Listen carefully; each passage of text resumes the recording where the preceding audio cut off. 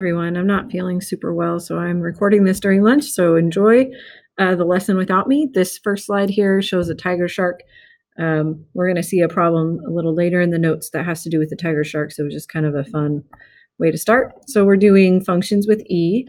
I believe this is on page 134 in your notebook, but double check. We're looking for functions with E, and you can always pause the video and write your essential question, and we're going to move right along. Okay, so we have the number E. This is an irrational number, like the square root of 2 or pi, where it basically has a non-repeating decimal to infinity. And as you should have done in your little warm-up activity, n approaches infinity or gets super big, then that expression is going to approach E equals, or approximately 2.718. For E, we're going to typically round that off at 3 decimal places, kind of like pi uses 3.14. So don't mind the announcement in the background, can't help it. I'll pause for a second while they finish their little announcements. Currently meeting in room 234. Isn't that great? Make your way over there. Mr. Young is waiting for you. I'm going to move right along. So again, three decimal places, just like pi uses 2, E typically uses 3. All right, so we're going to simplify the expression when we multiply. Don't know what happened there. Sorry. When we multiply like bases, we're going to add those exponents, so we get E to the 7th. On this one, when we divide like bases, we're going to subtract the exponents, so we get E to the 1st. Then we divide out. 12 divided by 3 is 4. So that's our answer for E to the 1st, or you could say just for E. This one, we're going to distribute our exponent. Make sure you include 5 to the 1st there. 5 has an exponent of 1, so multiply 2 times 1, and we get 5 squared. Then E to the, here we go, 2 times negative 3x is negative 6x.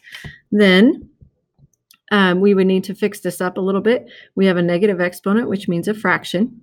The 5 squared is perfectly happy on the top, so it's going to stay on the top, but I'm going to write it as 25.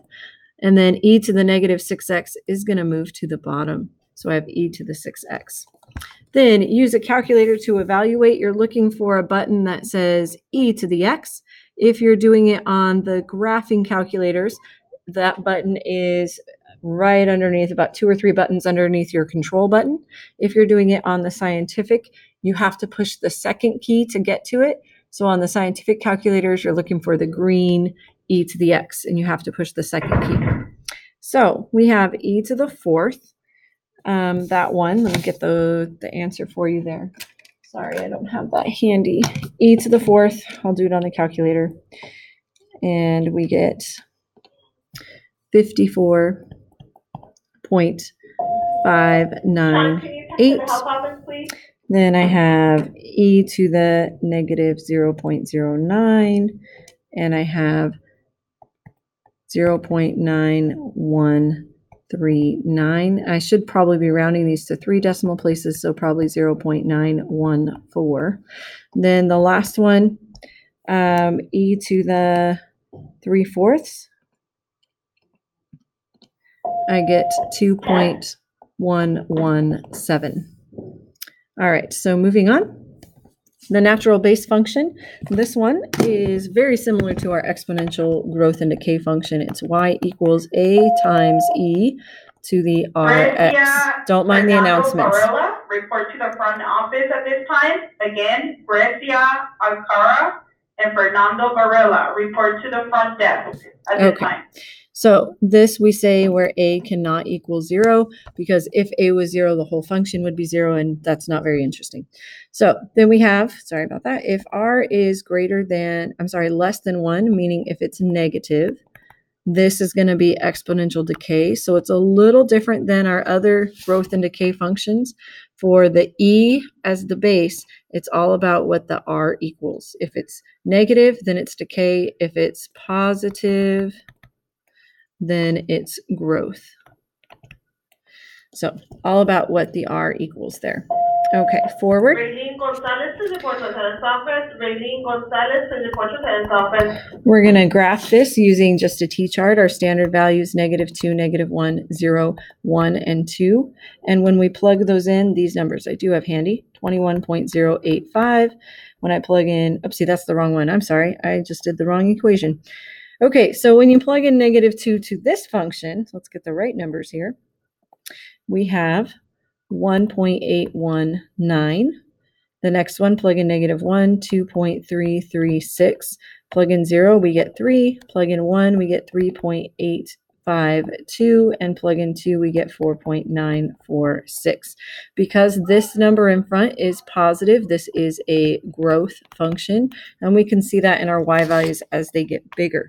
So we're going to put those points on the graph, -2 up almost to 2. -1 up 2 in a little bit. 0.3, 1, 3.8, which is almost to 4, and then 2, 4.9, which is almost to 5. So even though that looks like a linear function, we do know it's exponential. So also we would have an asymptote here, which is going to be just like growth and decay. If there's no k value, then our asymptote is just y equals 0. So I'm going to put that on the graph. Going across here on the x-axis, there's the asymptote, and then connect it with a nice smooth exponential. Well, that wasn't very good. Let me try that one more time. Nice smooth exponential growth type of curve here. Something like that, much better. And then it did ask for domain and range. Domain would be -infinity to infinity. The range is going to be from 0 to infinity. Again, just like exponential growth and decay. So that finishes that.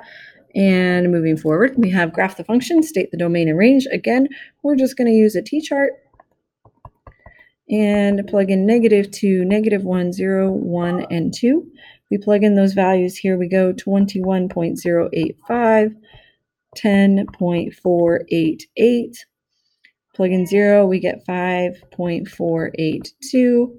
Plug in 1, we get 3.117, and plug in 2, we get 2. By the way, you should actually be plugging those in and making sure you can do that on your calculator.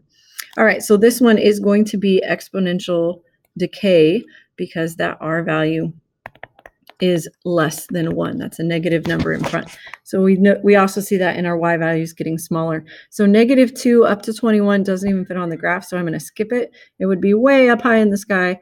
And then -1 up to 10, that doesn't really fit either, but I'll see if I can estimate. 1, 2, 3, 4, 5, 6, 7, 8, 9, 10. So somewhere up here. And that's like 10.5, so it really should be a little bit higher. Then 0, about 5.5. So 1, 2, 3, 4, 5.5 or so. Over 1, up 3 and a little bit. And then over 2 and 2. This one does have an asymptote. And it does have a k value, so it's going to be at y equals k. In this case, that's 1. I didn't mention h and k. This one does have h and k. H would be 2 and k would be 1. We're not going to use the shifts. We're just going to graph. So, Michael Mesa, you're going home. Please report to attendance office. Asymptote at y equals 1. And then connect the dots. Nice, smooth curve, like so. And there's our graph. All right, the last couple ones here, we're given an equation. We're asked about finding the length of the shark at 3 years old, which basically means t is going to equal 3. We're going to plug that into our equation. Like so, and basically put that into the calculator. When we do that, we're going to get 175.193 centimeters, but we're going to probably not write it that way because if you went up to someone and asked them how long the shark is, no one's going to give you that specific of an answer. So they're going to say something like, oh, it's about 175. So we're going to say approximately 175 centimeters. And the last one in our notes here about annual sales, we want to be really careful that S is the number of units sold. And then again, it asks us about 6 years after the product goes on the market. So that means T equals 6, and we're going to plug that in. So 60,000 e to the negative 0.15 times 6. Put that all into your calculator. We get 24,394.179. Again, if you're talking about how